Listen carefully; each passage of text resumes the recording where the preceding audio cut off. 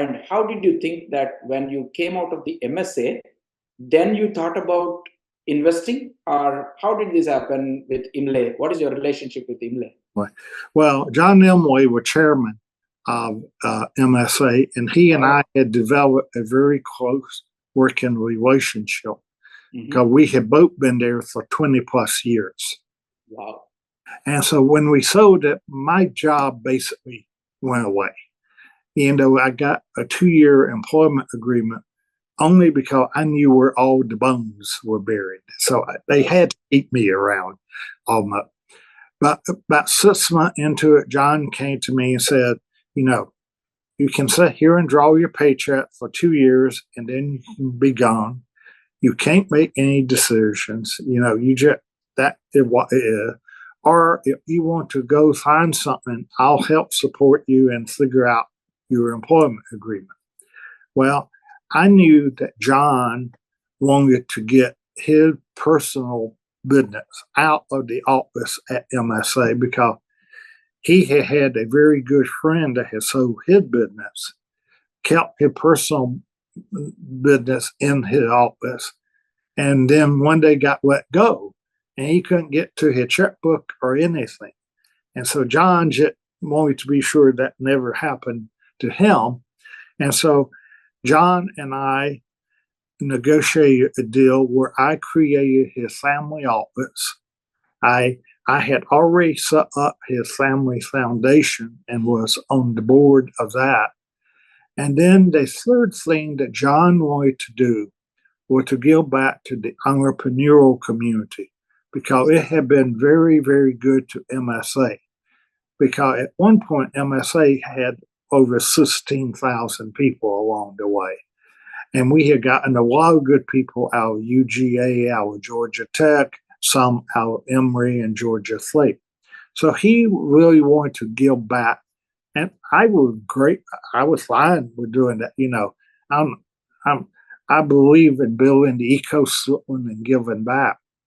And so he entrusted me with the desire and the ability to go out, and we started doing angel investing in 1990 before it was even called angel investing. So we started doing that, and over a 20-year period, we did 122 deals, basically all technology. Now, we did a couple of non-tech deals, and I don't take credit for those. I give credit for those to John. One of them being the Atlanta Falcons. We had a minority interest in the Falcons. But that is the way I got into it. The first year, you know, it sort of began to show, you know, because we had so many good people in MSA, we had a network of entrepreneurs and really angel type investors in the community. So they would bring up deals. We didn't have to worry about deal flow because it would come to us like the very first company we invested in came to us from a former senior VP of sales at MSA, that he was an investor in that company. Our second deal was from one of the acquisitions we had made. The CEO of that company had left and formed a new company, and we invested in him. And it just grew from there.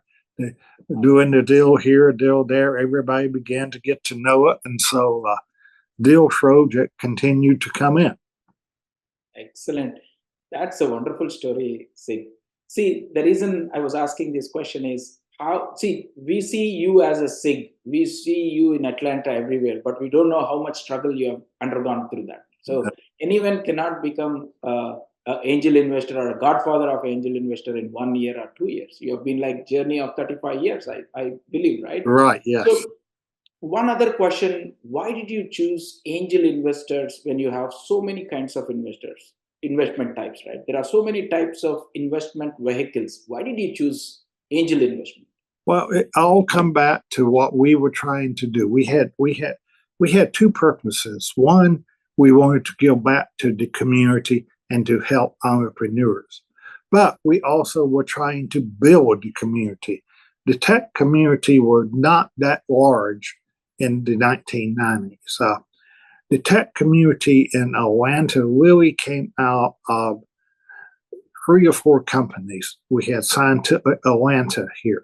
We had NDC here. We had Lanier Processing here. And we had a telecom company out in West Point that were run by Cam Lanier. So those companies kind of formed the basis of the tech community in Atlanta. And what we were trying to do by doing our angel investing was to grow that community and enhance that. And the way to do that was by investing in entrepreneurs and getting other people to invest. And so that was our purpose in doing the angel investing. And we chose technology because John and I had been with MSA for 21 years. It was a computer software company.